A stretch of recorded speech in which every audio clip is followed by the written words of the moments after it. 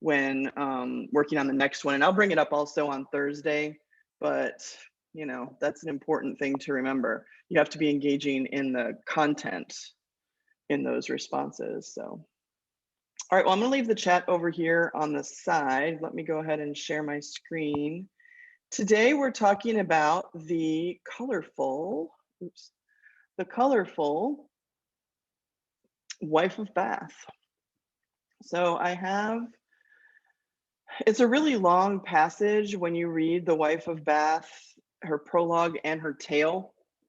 So today I just created a slideshow with kind of outline points so that you can double check your notes and just kind of see anything that you might have missed. If I go through the PDF, it'll probably take me 2 hours to do that because I always want to stop and talk about this phrase and that phrase and the other phrase. And usually when I teach the Canterbury Tales, I take a month and a half to teach it, not 1 week. So we do more tales and we talk about it and we do more activities and things like that. But with this class, we're going through stuff very quickly. So today we're going to talk about the wife of Bath. On Thursday, we have the partner, and those are really the only two that we're going to be reading. There is a study guide for the Canterbury Tales, just like we had the one for Beowulf and Gawain. It's in Blackboard and it's also linked here on the calendar, so you should be able to get to that. On Thursday, maybe by Thursday, look over some of these questions, just like the other study guide. If you have any that you want me to talk about that for whatever reason, you know, slipped your notes or I didn't talk about them, then I'll ask which ones do you want me to talk about. And then we have a discussion number 2 due this week. So we'll talk about that too today a little bit. But let's get into Wife of Bath. What I did was I created a slideshow here to go through the basics with the Wife of Bath, and you can pop in there. Do we have class on Friday? Yeah. Yeah, it's a B week. This Friday on the schedule I have for us to, whatever we don't get to on Thursday, we'll spill over, and then we'll also talk about discussion 2. We'll talk about it today also and probably Thursday. That way, before you turn it in Friday, you can have a little bit of discussion. Fridays are usually shorter. I tried to put the bulk of the stuff on the Tuesdays and Thursdays because we only have every other Friday, but. All right, so Wife of Bath. The Wife of Bath is a famous character in English literature, and she's really the first fully drawn round character that we see in English literature. Chaucer really did a good job of imagining what a woman, a secular woman, would be like in the Middle Ages. By secular, I mean that she's living a married life. She didn't go into the service of the church. Pretty much women had the 2 choices. If you're of an aristocracy, then you usually get married and have children and you're just rich. If you weren't, or even if you were rich, some women had the choice of being chaste, C-H-A-S-T-E, not C-H-A-S-E-D. C-H-A-S-T-E means, you know, staying virginal. And they would dedicate themselves to God and the church and be nuns, or in the story, there's a prioress that's traveling as a pilgrim, and she's in charge of a group of nuns. Or you married somebody and you had children and, you know, lived that kind of a life. So the Wife of Bath is secular, and she is created by Chaucer and well depicted in her portrait and in her prologue and in her tale. So I want to go through those today using this slideshow so that you can check your notes and see how you did with it. And at the end, we'll watch the video of the Wife of Bath's tale, which is pretty entertaining. All right, I know that you weren't assigned to read the general prologue portrait of the Wife of Bath. So when the general prologue continues after the knight and the squire that we were talking about last time, he finally gets to the Wife of Bath and he describes her. This is from page 272 in your PDF.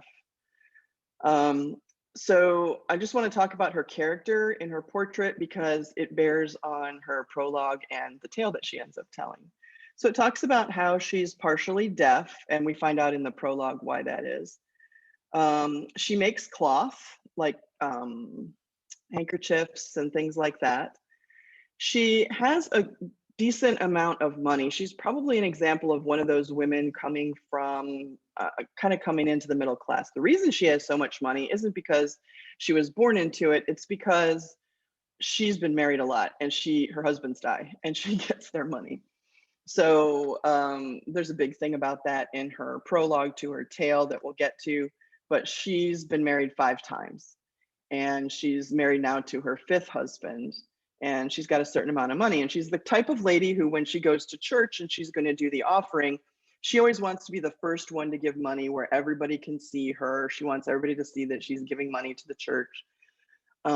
She's got red stockings, and it says here, she wore upon her head, her hose were of fine scarlet red. So she's got stockings on that are red. That's kind of unusual for the time period. Definitely you wouldn't wear that if you were a nun. Bold was her face and fair and red of hue, and also her face is red. So she is not sickly, she's healthy, she's got like that redness to her cheeks. She's fun loving and robust is what they're trying to say there with the red stockings and the red face. We find out in her portrait and also in her prologue that she's had 5 husbands. At church, did she have 5? Not counting other company in her youth. So she's clearly not virginal. They even go so far right in the prologue to say that Chaucer, as he was talking to her at the Tavern Inn, found out that she'd been with her husbands, obviously, but also with many suitors before she got married. She had company of other men. She's been on many pilgrimages. She probably has enough money to do that. It's probably her social, activity to go out and go on these journeys. She's been to Jerusalem and Rome. These are places that most people would not have traveled. So going to Canterbury is not a big deal to her. She's just going on another trip. Then the second part of the portrait talks about how she's dressed, and it says that she was very easy on her horse, an ambler. It talks about here. She's got a wimple and a large hat. Let me go back to that picture. So a wimple is this thing that women would wear where only their face shows. You see it a lot in like old movies of nuns where they're in the full habit, they call it, and they're like only their face is sticking out like that.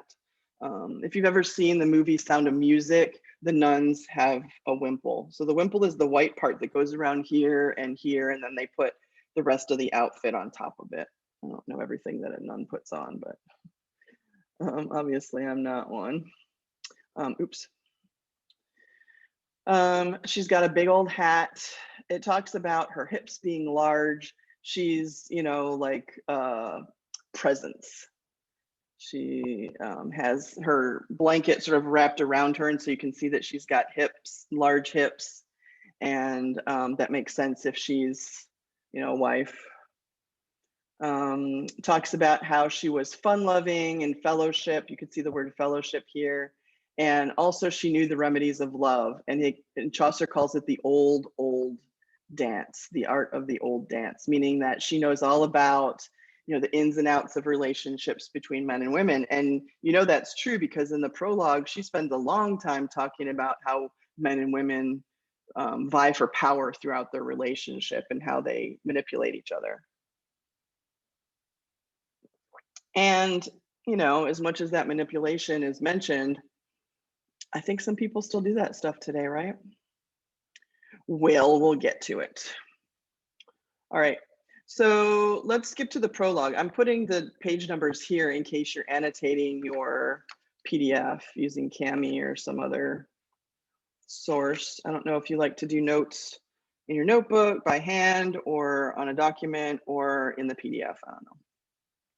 But I'm going to give you some main points of the Wife of Bath's prologue, And then I'm going to talk about each one. So you can kind of make an outline, or you can use these as headings or whatever. Maybe you already have these notes. I don't know. You can double check with your notes. So the first thing that the wife of Bath says in her prologue, so the bunch of people tell stories, it comes to be her turn, and they say, it's your turn to tell the story. And they're asking her questions because she's the only woman on the pilgrimage who is like a secular woman. All the rest of them are nuns. And well, there's only 4 other women, and they're all nuns. So she's the only one, and all the men on the trip are interested in what she has to say because they're either married or they're thinking about getting married, and so she's sort of becomes the center of attention. And so she has a lot to say, and they let her talk because she's got a lot of good info, a lot of good intel. She talks about how marriage is always difficult because there's always a power struggle. Men think that they're in charge. Women don't like being dominated. You know, it's a patriarchal society, but they still don't like it. So they fight against it and try to win their little battles as they go through life. She says that husbands suffer no matter what because their wives are going to nag them or want things from them, or, you know, not want to do everything that they say. She has had 5 husbands, so she has some experience in that, and that's her perspective. But she says husbands suffer no matter what in a marriage. So like, be prepared is basically what she's telling them.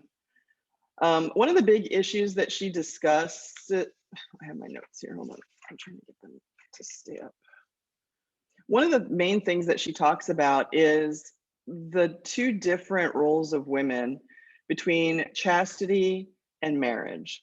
And this was a big issue in the Middle Ages because the church was putting forth the idea that women who were virginal were better and the ideal of womanhood, and putting women who chose to go into the convent and live, or just live lives without sex and just, you know, to pray to God, as optimal. And there's some problems with that.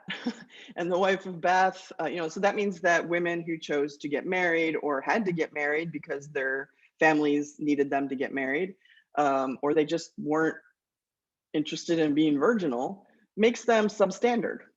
And the wife of Bath says that's a mistake, and she doesn't believe that. So she talks in her prologue about how chastity is nice. Like, it's nice to think that women shouldn't be interested in sex and can just be, you know, looked at adoringly as pure, but it's not practical, because where are you going to get more virgins from? If all the women are virgins, you're going to have a lot of upset men, number one. And number two, where are you going to get more virgins, because they're not having any kids? So she says it's not right to look down on women who are married because they're not virginal. We need women. And she uses a couple different metaphors to explain that. I find it interesting that the metaphors she uses are kitchen metaphors. One is about dishes, and the other one is about bread. She says married women are like the everyday dishes that you use constantly, that you're always washing and reusing because it's time for another meal, right? Those women get used frequently. I think you can see the metaphor there. But these virginal women are like the dishes that are in the cabinet that you never touch, right? Does your mom have a set of dishes that, you know, they're there, or these glasses that, but nobody ever gets them down because they're crystal or they were grandma's or whatever. She says those women are fine, but you can't ever use them, and so they're not practical. So she says the gold dishes are for purity and to look at, but you got to eat your dinner. So she says, how do you do that? You have those regular dishes that might have a chip, or, you know, those ones that have been used many, many, many, many times. And those are the married women. And she uses that metaphor to make the comparison. Then she says the same thing about bread. Nowadays, we can go to the store and get any kind of flour that we want. But in the Middle Ages, basically people made brown bread, because if you take wheat and you grind it to make flour, which you would need to do, it's brown because of the husks and all that stuff. You can purify it and make it white and bleach it, but it's quite a process in the Middle Ages, and so it makes that flour too expensive for the average person to use. And so she says married women are like the brown bread that if you need bread, let me just get the wheat, let me grind it up, let me get that bread going. I'm not going to take the time to do all that fine white bread stuff. And they're like the golden dishes that are sitting up there. So she uses those two kitchen metaphors to explain the difference between married women who are stained and have flaws, and there's a piece of flax in there, and those little bits of you know tainted material, in there. It's not perfectly pure and white, but it fills you up. You're still gonna, get some bread. She also says in this section that God obviously intended for some women to be unchaste. He couldn't have expected that every woman would live a virginal life because we would die out. Besides, she said God made it so that sex was not only, procreation, but also enjoyable. So if God didn't want us to do it, he would make it not enjoyable. And she says that's her reasoning for thinking that God thinks that God doesn't buy into this whole, if you're virginal, you're better than everybody else, BS that's coming from the church. It's kind of cool that Chaucer, being male, thought of this from a woman's perspective in his time. And so that's why The Wife of Bath's Tale is one of the reasons why it's so famous. The next thing that she talks about is how a woman controls a man, and she's got lots of techniques. She's got lots and lots of techniques, and I think that people still use these techniques today. Basically, it's about being a bitch. I'm just gonna say it. Everything that she has as her rules for controlling a man are pretty bitchy. But I don't live in a society where all my decisions are made by either my husband or my father. I don't live in a society where I don't get to make my own life or make my own choices. And somebody's always telling me what to do. So I don't know. So let me list for you all the things that she says that women do to control men. I think that there's some advice here, even for modern day. I think people still do these things. Maybe not all of them, but I think people play these sorts of games still. The first thing she says is, if you want to get a man, you have to make them beg. Don't just, fall into their laps overnight. You have to make them want you. You have to make them, be standoffish, give them a little bit of the cold shoulder, because they're just going to come at you with more fervor. And, don't just give it away for free kind of thing. She says also you have to nag them a lot. You have to nag a man so much that when you decide to give him one little kiss, he's joyful. And then that way you don't have to spend much time on him. If you're so mean to him all the time that one little kiss gives him the world. She also says that you should make your husband feel like everything that he does is wrong, so that he'll try harder to do better. So, if he's making something, then you tell him that it's not any good and he'll try harder to make it better. Or maybe that also translates to the bedroom. I don't know. I'm not gonna go into detail on that, but she kind of does. She says, always be the first one to complain and then don't stop complaining. Complain about something and then never stop until he fixes it. And nag him in that way. There's a lot of nagging going on in her strategies, because then he will, give you something for your complaints. He'll just finally want you to shut up and do the thing that you want him to do. You should make them feel guilty so that there can be jealousy. That's part of the code of chivalry in the courtly love section, actually, is that jealousy is the epitome of love, which we don't really subscribe to that today. I think most people don't, but maybe some people do. Maybe some people think, oh, well, if I can make that person feel jealous, then it will harbor their love for me, will become more obvious or something. She says, don't have sex unless you can get something out of it. Always there should be something on the other side that you want for yourself, like use it as a bargaining tool. And always be looking for your next husband and let him know that you are, so that he isn't your end all be all person. Now, I think people do these things nowadays. I don't think they do all of these things. If you find somebody who does all those things to manipulate you, you should probably go find somebody else. It's going to be a miserable life. But she does make her husbands miserable, and she says that's why I've been so successful. Then they start asking her, okay, well then, like, she's not making marriage sound very attractive, and so the men on the trip kind of say to her, well then how does a man get a woman if she's got all these, character issues? And she says two things. You have to play hard to get. A woman wants to work hard to get the man that she wants. So you have to play hard to get, and that way she knows that she's, like sort of won the prize when you finally give in to her. The other thing is, don't tell her about your faults. She says a woman doesn't want to hear about your failings and your flaws. So don't tell her any of those things up front. She says that just turns us off. So she gives advice on both sides, but way more advice for women than she does for men, which obviously you could tell what side of the great male-female conflict she's on. The last thing that she talks about is her own marriages. And she's been married 5 times, and she says that 3 of them were good and 2 of them were bad. And the good ones were good because they were old and wealthy and pretty much left her alone. And then she got their money when they died. She got married when she was 13 for the first time. And the way that it worked in the Middle Ages was that pretty much as soon as a girl was, became a woman, she got married off. And usually she got married off to somebody who was older, like 30.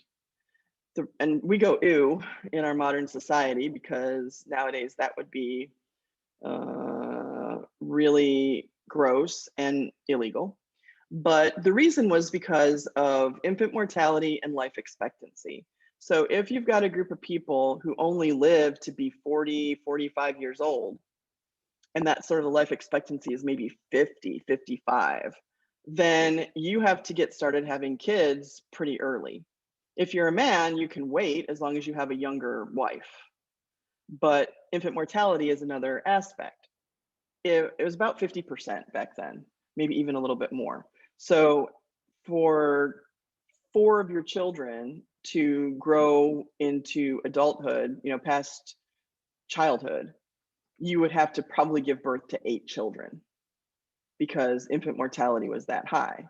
So you have to start having kids as soon as you're able, pretty much, so that you can, have enough survive, which is a really depressing thing. And we're lucky we live in a society where we have better medical care and we understand the human body better, but that was a reality. So as much as we say, ooh, 13 and 35, that's gross. Well, yeah, in today's world it is, but it was a necessity for them back then. So she got married when she was 13, and her first husband was really rich, and she got all his money when he died. She talks about how her first 3 husbands were all pretty good, but they were old. And so that's how she's amassed enough money. And so the wife of Bath has flipped it. She was the younger one, kind of having to do whatever her husbands bade her to do. And then when she gained enough money from those husbands after they died, and she was getting older, her last 2 husbands have been younger than her. Why? Because they're looking for the fortune. And she's kind of like an easy target for them to have some wealth. So she says these last 2 have been a problem for her. The one that she's married to now, she really had a hard time with him. His name is Jenkin. And she has had a hard time with the younger ones because they're less docile and they have opinions and stuff and want to force her to do things, but she's older and she doesn't want to do this. She's ornery. So this 5th one, Jenkins, she fell in love with him at her 4th husband's funeral. She said, I couldn't stop looking at his legs when they were bringing in the casket of my dead husband. I couldn't stop looking at Jenkins' legs, and I knew he was going to be my next husband. And she does marry him. He's much younger. He's like 20 and she's like 40. And I know that happens nowadays, but still kind of frowned upon, right? That whole cougar thing. Anyway, she says that when they got married, they argued a lot, and because she wouldn't do the things that he wanted her to do, and he would read from this book all about wicked wives through history. They talk about Clytemnestra from mythology and all that. He would read it to her, like to kind of goad her into being a better wife to him. And she's like, I'm a grown woman, you know, I'm older than you. So they would have this battle. Finally, he threw the book at her, literally. He threw the book at her, it hit her, and she fell and made a big deal out of it. And she went deaf in one ear. That's why she's deaf. But now she can use that for the rest of their marriage, because now she just, you know, he fawns all over her because he feels bad that he threw this book at her and caused her to go deaf. And she uses his sympathy to get control, ultimate control of the relationship, because anytime he gets out of line, she just says, oh yeah, remember that time that you threw the book at me and made me deaf? He has to shut up because you know, she uses that to her advantage. So she says that Jenkins is her husband and they have this agreement now, and he's been subdued. So the wife of Bath is quite the colorful character, even in her prologue. Are there any questions from the prologue? I went through that pretty quickly. It's like 25 pages, 20 pages of text to read that. So if there's something that I didn't touch on, those are the basic things that she says. You can ask me in the chat. So after that, she tells her tale. And her tale is about a knight, but it is not a chivalrous story like we saw in Gawain. The story that she tells is about a knight who is evil and how he gets punished. And at the end, after I go through the plot on the basic level, then I'll talk about some of the things that her tale brings up and makes, therefore, the audience of the Canterbury Tales think about philosophically, and then we'll watch the video of this plot line. So the story starts off with this knight, and so we remember back to Camelot and Gawain and Arthur and Guinevere, because some of those characters do come out in the Wife of Bath's tale. So there's this knight, but he's not chivalrous like Gawain is. Matter of fact, one of the first things that happens is that he rapes a maiden. He jumps off a horse and he sees this maiden by the water and he just has his way with her. And she's traumatized, and they catch him because that's not an honorable thing to do. They catch him and bring him to court, and Arthur says, you know what, I'm going to let Guinevere handle this one. So he turns the whole court over to his wife. Now that's interesting because the Wife of Bath just got finished talking about male-female relationships in marriage. And so you see the imbalance of power with the knight raping this maiden and taking power over her and taking her virginity away. And then you see the marriage of Arthur and Guinevere, where Arthur says, you handle this. And so it's more of a symbiotic kind of relationship. And he trusts her to conduct this court proceeding. So Guinevere says to the knight, do you even know what women want? Like, you're such a disgusting creature that you would do this to this maiden. And, you know, she gives him pretty hard time, and then he can't answer her because he doesn't ever think from the woman's perspective. And so she says, all right, well, you have a year, go out and this is in the Rising Action, go out and find out what women want most. And so he goes out and he starts asking people, what do you think women want most? And there's all these different answers. Like, some people are like, oh, they want to be comfortable in their lives. Oh, they want money. Oh, they want, you know, fine clothing, like whatever. And so it's all over the place. And it's a year later and he has to go back and face Guinevere and possibly get killed if he doesn't have the answer to her question. The reason she has him do that, of course, is so that he can start to think from the female perspective. But he's on his way back. It's a year later, and he's lamenting the fact that he doesn't have an answer to her question when he runs across this old woman. Actually, it's a bunch of dancing ladies, and they form an old woman. And so something magical is going on when he's in the forest. Forests are always a place of like fantasy, and these medieval people thought of the forest as a place where dark and strange things go down, fairies and whatnot. And so all these dancing women get his attention, and then they all turn into this one old woman. So something magical is definitely going on. And she questions him and says, what's going on? Why are you so sad? And he said, oh, I don't have the answer to this question. I'm about to go get killed. And she says, well, what's the question? And he says, I have to find out what women want the most in the world. And she said, well, I can answer it for you, but you have to promise me that you'll give me my first wish that I ask of you whenever I ask you. And of course, he's so focused on getting the answer and saving his own neck that he promises, and he says, okay, fine, old woman, whatever, tell me the secret. And she says, well, what women want the most is control over their own lives.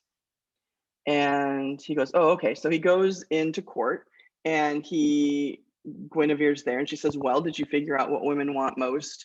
And he says, yeah, women want control over their own lives. Well, she can't deny that. Guinevere doesn't deny that. And so she says, okay, fine, you're released. Maybe you learned a lesson, whatever. But then the old woman says, wait a minute, I gave him that answer, and he has to do the next thing that I ask him to do. I want him to marry me. And, the Guinevere thinks that's a good idea. So she orders that it take place. The knight does not want to marry her. He's young, and she's like, wrinkly and probably baggy and saggy and not what he had in mind for a wife. And so he laments the whole thing, but he has to go through with it because he promised the old woman. And so they get married, and it's their wedding night, and he's disgusted by her, obviously. And he says, I'm not going to go through with it. We're not going to have any marital relations. I can't. You're gross. I don't want to touch you. And she said, look, you can have me. I know that I'm ugly, but I'm be faithful. It's not like I'm going to be sneaking around with your friends behind your back because I'm old and wrinkly and nobody's going to want me. So you decide. Do you want me to be old and faithful, or do you want me to be young but sneaking around behind your back? Like, which one do you prefer? And you pick, because she's magical. Remember, she's some sort of witch. So he ultimately says, in the story, he says, I pick the old one. In some versions, he says, you pick, like whatever you want. And in the version that we'll watch in a minute, the same thing. He says, whatever you want. And then she rewards him with being young, but also faithful. So the story ends with the idea that he has been coerced into marriage and learned his lesson about treating women properly. Some people argue about this tale, and they're like, well, why does he get a bonus for raping a lady? I mean, he had 1 year of torture where he had to figure out what women want the most, but basically he doesn't have a punishment for that rape. So that's something to consider. Anything on the Wife of Bath's tale that I skipped some details and stuff like that, but that's the basic plot. You can read that on pages 318 to 326 in your text. All right, so the Wife of Bath, her existence, her prologue, and her tale bring up some issues, and Chaucer's bringing them up to society. And you should make note of them because it's really the first time that they started considering these things. One of them is nobility. The old woman says to the knight in the tale, because he says, you're so disgusting and low born, like, why should I lower myself to marry you? And so the idea of nobility is brought up.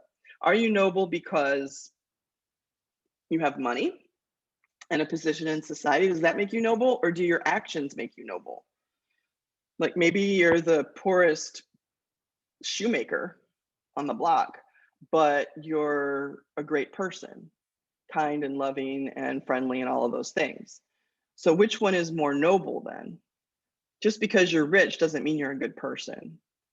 Just because you're poor doesn't mean you're a bad person. And so that idea is brought up. And so that kind of goes against the caste system that they had going on in the Middle Ages. And it also brings into question, what is nobility then? Like I said, is it an action or is it a title that you hold? Another important topic that's brought up with the wife of Bath is, what do women want and why should men care? Because in the Middle Ages, they basically didn't. So the idea is, what do women want and why should we pay attention to that? Because maybe our lives might be a little better and they won't have to do all those underhanded things that the wife of Bath talks about in her manipulation lecture. If they have somebody who cares what they want and listens to what they think. And that's sort of like a turning point. The prologue brings up the idea, is there more value in a chaste woman than one who marries? And she's calling that into question and directly questioning the church, because the church has obviously said that a woman who's virginal is better. Think Virgin Mary and think about, save yourself from marriage and all of that stuff. The idea that a chaste woman is more valuable than one that isn't chaste, she's calling that into question, especially since she says that chaste women don't really add anything to society. They don't have children, so they don't give us anything back. We just admire them and that's it.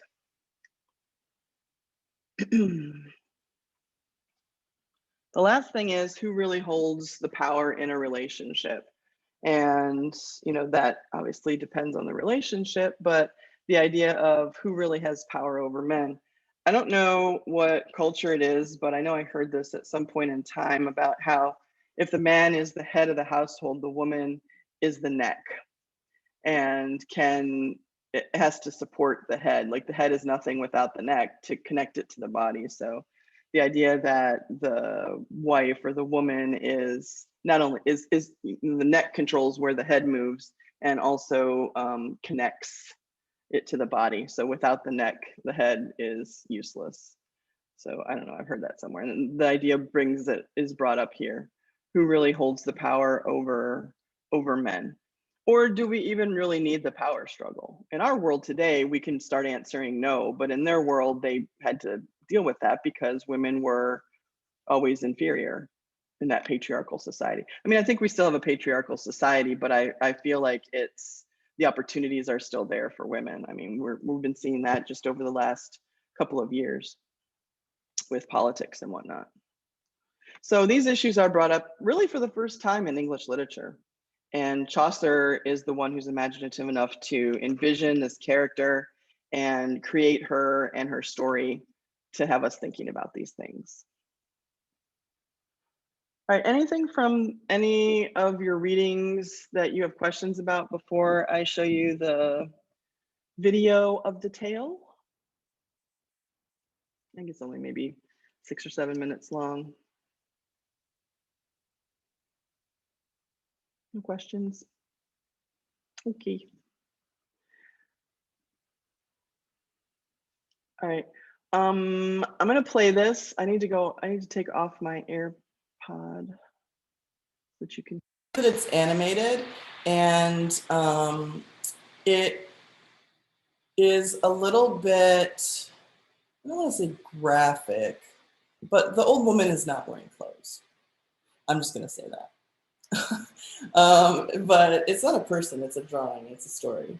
So, and she has to be, kind of not appealing in that section of the story. So I'll just give you a little heads up on that. But let me play it for you, and we can have any discussion that you want. And then I'll preview the discussion question that's due this Friday, and then we'll be done for today. Let me know in the chat if you can't hear it. Madam, what a delightful expostulation. But surely only a preamble, I trust. Impressive, isn't he? A friar, dedicated to poverty. Now, he's even been known to stump up a girl's dowry out of his own pocket. Oh, so she can get married nice and quick. The church has got its hands on all the serious studs. Who's laymen? We're just tiddlers. That's why wives end up lighting churchmen's candles. What's all this? What a delightful privilege. You don't like it. Why don't you boil your bum? He hauls people off to court. A summoner by rank. Here, oi, what's a fly got in common with a friar? Oh, I don't know. What's a fly? They've both got their snouts in your lunch. So you can see here all the different characters that are on the trip, and they're exaggerated and so on. I'll tell a story or two about summoners, then we'll see who's sneakers. Nobody minds.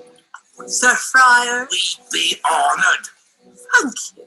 In the good old days of King Arthur, there were spirits everywhere you look. Nowadays, with all the friars going round, they're all gone. Anyway, at King Arthur's court, there was a strong, lusty knight bachelor. And one day, he was riding down by the river. He was all alone, and he saw this virgin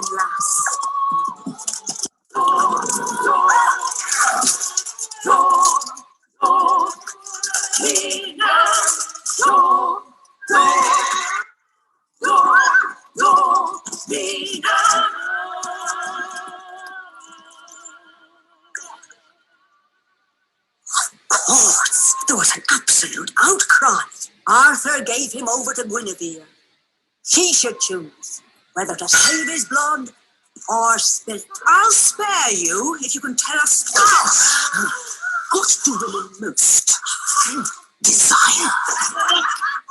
Right, speak up. An answer to that will keep your neck bone safe from this hard iron.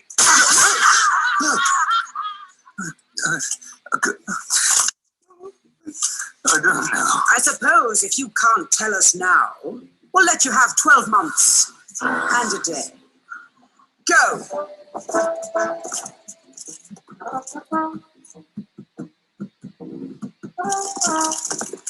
He went to every door and every town where he could hope to unearth the answer, but everyone had a different idea. Could you tell me, what does a woman most desire? Her place in society. My good man, what do women most desire? Money. Fancy clothes. Good seeing to her.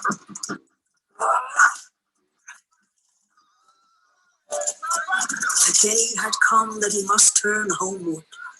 His spirit was broken, his hopes bitter ashes. His route took him to a forest, and there he saw 24 dancing ladies. Maybe they'll have the answer. Maybe.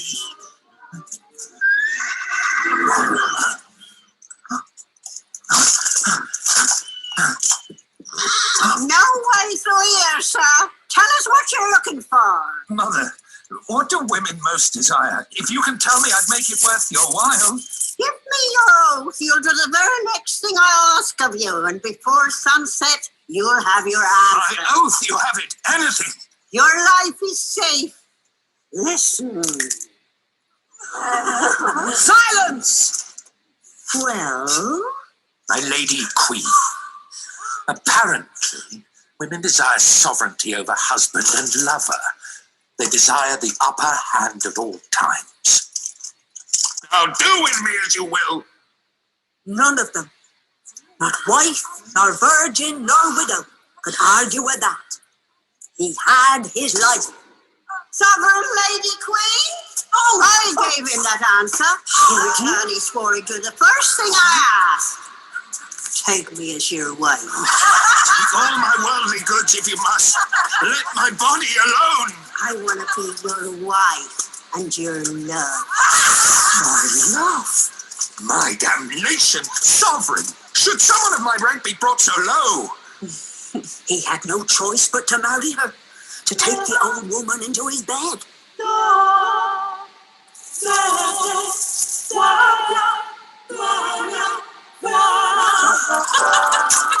And as for all the rejoicing and all the arrangements for the wedding feast, there wasn't any.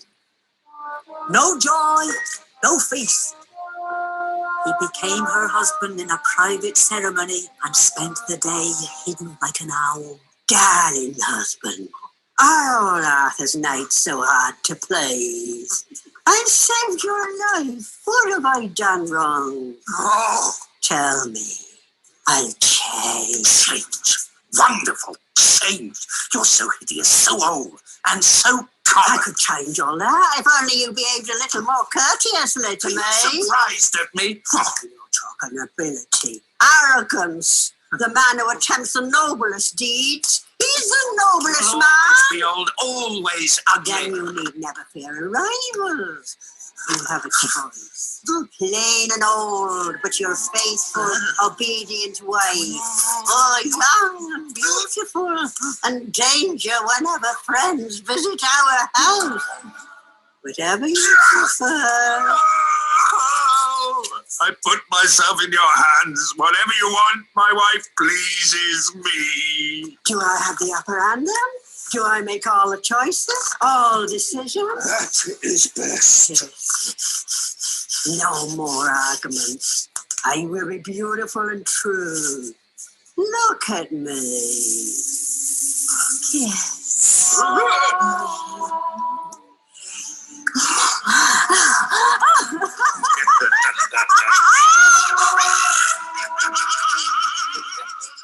Christ sent his old husbands as meek and young and hard. Grace to break them. You say so. And a swift exit for those who won't be broken. Well, I'll give a barrel of ale to have my wife hear that story. Talk about upper hand. Thoughts? What did you think?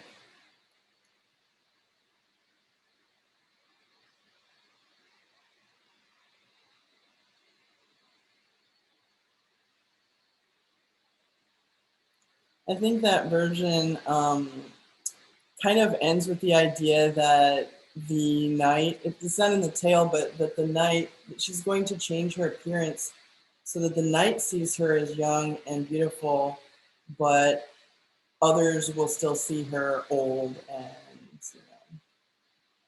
So she has the last laugh in that way, I guess. No comment. Okay.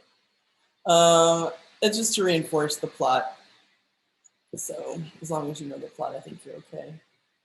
Just want to take a minute or two to talk about the discussion that's due on Friday. I'm going to start grading the discussions from this last week. I'll start looking at them tonight. I'll probably have a good chunk of them done by class time on Thursday, so I'll be able to talk a little bit more about them then. But I did take a look at them a little bit. The one that's due this week is about Canterbury Tales. And there's a little bit of background on feminism, because the question is, in this part number 1, is Chaucer a feminist or not, do you think? And whether or not The Wife of Bath's Tale is a feminist story. So that's your first question. It says, in addition, consider that Chaucer uses comedy and satire to call attention to the blindness, excesses, and injustices of several social groups through mockery and criticism. Looking at religion and religious attitudes, how is this evident in the general prologue and in the Pardoner's Prologue and Tale? The Pardoner's Prologue and Tale is the one that we're talking about on Thursday. So between now and then, you should read that one, and you probably can already answer the first part about The Wife of Bath's Tale. And you could be thinking about this question for the prologue, the Pardoner's Prologue and Tale, for the second part of the question as you're reading it. So the thing is to think about how is that tale demonstrating comedy, satire, attention to blindness, excesses, and injustice, using mockery and criticism. So while you're reading that tale, you can be thinking about that. Usually these questions have a lot going on, so it's not too hard to get to the 500 words if you're elaborating well. So any questions about that topic for this week?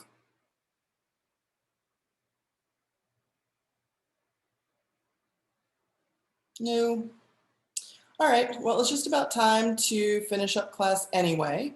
So just a reminder to read the partner's prologue and tale, and also have a look at the study guide, because after we're done talking about the partner, I will ask you if there are any items on the study guide that you want me to spend some time talking about. And you can put them in the chat and I will go over them for your notes. Those study guides, remember, are designed to make it so that if you can answer all those questions when you're done reading the selections, then you probably read it well enough that you can be successful on the midterm and with the discussions. So if there aren't any more questions, guys, it's just the two of you today, I guess, then I will let you go and I will see you on Thursday for the partner's tale. All right.